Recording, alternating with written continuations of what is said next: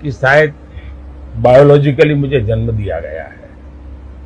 मां के जाने के बाद इन सारे अनुभवों को मैं जोड़ करके देखता हूं तो मैं कन्विंस हो चुका हूं। गलत हो सकता हूं, लोग लेफ्टिस्ट लोग तो मेरे धज्जियां उड़ा देंगे, मेरे बाल नोच लेंगे।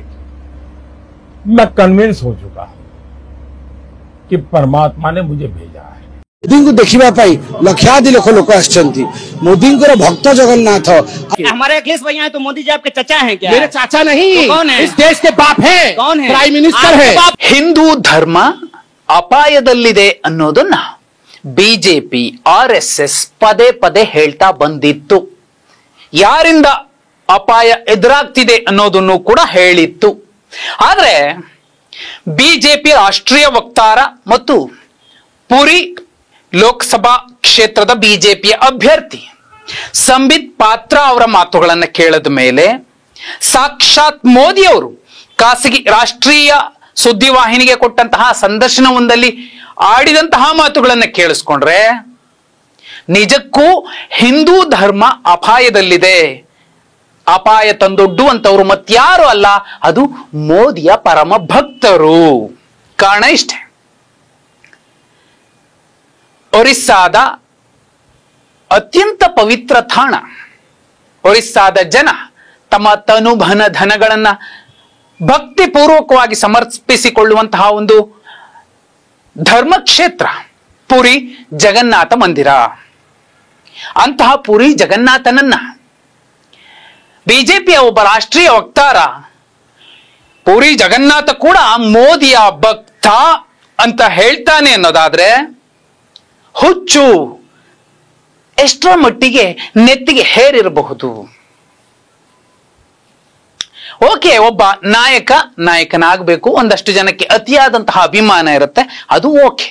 ಆದ್ರೆ ಒಬ್ಬ ವ್ಯಕ್ತಿಯನ್ನ ದೇವರಿಗಿಂತ ಮೇಲಾಗಿ ನೋಡುವಂಥದ್ದಿದೆಯಲ್ಲ, ಇದು ಒಂದು ಧರ್ಮಕ್ಕೆ ಮಾಡುವಂತಹ ಅಪಮಾನ ಅಲ್ವಾ? ಹಿಂದೂ ಧರ್ಮದಲ್ಲಿ ಸಾಕಷ್ಟು ದೇವಾನುದೇವತೆಗಳಿದ್ದಾವೆ. ನಾನು ಕೂಡ ಒಬ್ಬ ಹಿಂದೂ ಆಗಿ ಮನಸ್ಸಲ್ಲಿ ಮತ್ತು ಮನೆಯಲ್ಲಿ ನನ್ನ ಸಂಸ್ಕಾರ ಏನಿದೆ, ನನ್ನ ಪೂಜೆ ಪುನಸ್ಕಾರಗಳೇನಿದಾವೆ, ಆಚರಣೆಗಳೇನಿದಾವೆ, ಅದನ್ನ ನಾನು ಮಾಡ್ತೀನಿ. ಒಬ್ಬ ಶಿವನನ್ನ, ಒಬ್ಬ ವಿಷ್ಣುವನ್ನ, ಒಬ್ಬ ಕಾಳಿಯನ್ನ, ಮಾರಮ್ಮನನ್ನ, ಮಸಣಮ್ಮನನ್ನ ನಮಸ್ತೀನಿ, ಪೂಜಿಸ್ತೀನಿ. ಆದ್ರೆ ಆ ಸಾಲಿನಲ್ಲಿ ಬ್ರಹ್ಮಶ್ರೀ ನಾರಾಯಣ ಗುರುಗಳನ್ನ ತಂದಿಲ್ಲ, ಆ ಸಾಲಿನಲ್ಲಿ ಕನಕದಾಸರನ್ನ ತಂದಿಲ್ಲ, ಆ ಸಾಲಿನಲ್ಲಿ ಬಸವಣ್ಣನವರನ್ನ ತಂದಿಲ್ಲ, ಆ ಸಾಲಿನಲ್ಲಿ ಸಿದ್ಧಗಂಗಾ ಶ್ರೀಗಳನ್ನ ತಂದಿಲ್ಲ, ಆ ಸಾಲಿನಲ್ಲಿ ಮತ್ತಿನ್ಯಾವ ದೈವಾಂಶ ಸಂಭೂತರನ್ನು ತಂದಿಲ್ಲ. ಆದ್ರೆ ಏಕಾಏಕಿ ಅಲ್ಲಿಗೆ ಮೋದಿಯ ಫೋಟೋ ಹಾಕಿ ನಾಳೆಯಿಂದ ಪೂಜೆ ಮಾಡಿ ಅಂದು ಬಿಟ್ರೆ ಏನಾಗ್ಬೇಕು? ವಿಪರ್ಯಾಸ ನೋಡಿ. ಈ ದೇಶದ ಪ್ರಧಾನಿ, ಈ ಹಿಂದಿನ ಯಾವ ಪ್ರಧಾನಿಯೂ ಕೂಡ ನಾನು ದೈವಾಂಶ ಸಂಭೂತ, ದೇವರ ಅಂಶ ನನ್ನಲ್ಲಿದೆ ಅನ್ನುವಂತಹ ಮಾತನ್ನ ಯಾರು ಕೂಡ ಹೇಳಲಿಲ್ಲ. ತೀರಾ ನಾರಾಯಣ ಗುರುಗಳು, ಕನಕದಾಸರೋ, ಪುರಂದರದಾಸರೋ, ಬಸವಣ್ಣನವರೋ, ಸಿದ್ಧಗಂಗಾ ಶ್ರೀಗಳು ನಾನು ದೇವರ ಅಂಶ ಅಂತ ಹೇಳ್ಕೊಳ್ಳಿಲ್ಲ.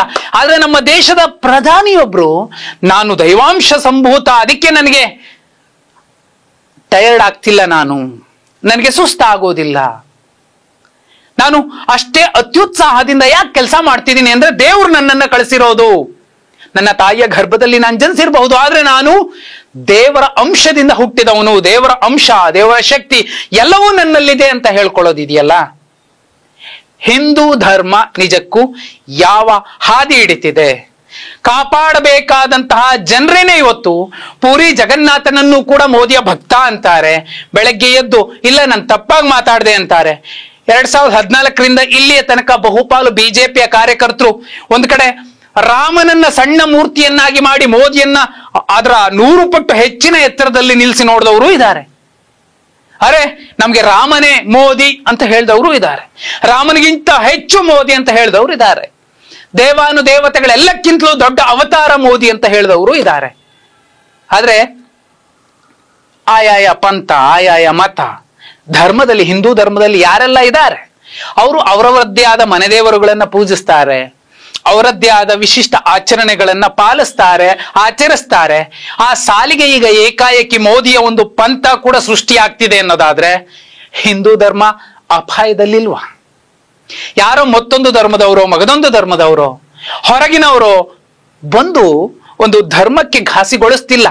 ನಮ್ಮವರೇ, ನಮ್ಮ ಜೊತೆಯಲ್ಲಿರುವವರೇ ಸಾಮಾನ್ಯ ಮನುಷ್ಯನನ್ನ ಅಥವಾ ಅತ್ಯುನ್ನತ ಸ್ಥಾನಕ್ಕೇರಿದಂತಹ ಮನುಷ್ಯನನ್ನ, ಅದು ಪ್ರಜಾಪ್ರಭುತ್ವ ವ್ಯವಸ್ಥೆಯಲ್ಲಿ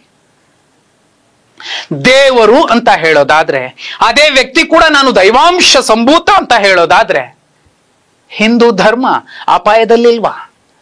ಹಿಂದೂ ಧರ್ಮಕ್ಕೆ, ಯಾಕಂದ್ರೆ ಎಲ್ಲ ಧರ್ಮಗಳನ್ನ ಪ್ರೀತಿಸು, ಆರಾಧಿಸು, ಅವರನ್ನು ಗೌರವಿಸು, ಅವರು ನಿಮ್ಮನ್ನು ಗೌರವಿಸ್ತಾರೆ ಅಂತ ಹೇಳಿಕೊಟ್ಟಂತಹ ಸನಾತನ ಧರ್ಮ, ಅಂತಹ ಧರ್ಮದಲ್ಲಿ ಇಲ್ಲ ಹೊಸದೊಂದು ದೇವರು ಹುಟ್ಟುಕೊಂಡಿದ್ದಾನೆ, ಅದು ಮೋದಿ ಅನ್ನೋ ದೇವರು ಅನ್ನೋದು ಇದೆಯಲ್ಲ. ಇನ್ನುಳಿದ ಧರ್ಮಗಳವರು ಇಂಥದ್ದೊಂದು ನಡೆಯನ್ನ, ನುಡಿಯನ್ನ ಏನಂತ ಭಾವಿಸಬಹುದು? ಯಾವ ರೀತಿ ಗೇಲಿ ಮಾಡಬಹುದು? ಬ್ರಹ್ಮ ವಿಷ್ಣು ಮಹೇಶ್ವರರಿಗಿಂತ ಮಿಗಿಲಾದಂತಹ ದೇವರಾಗ್ಬಿಟ್ರ ಮೋದಿ?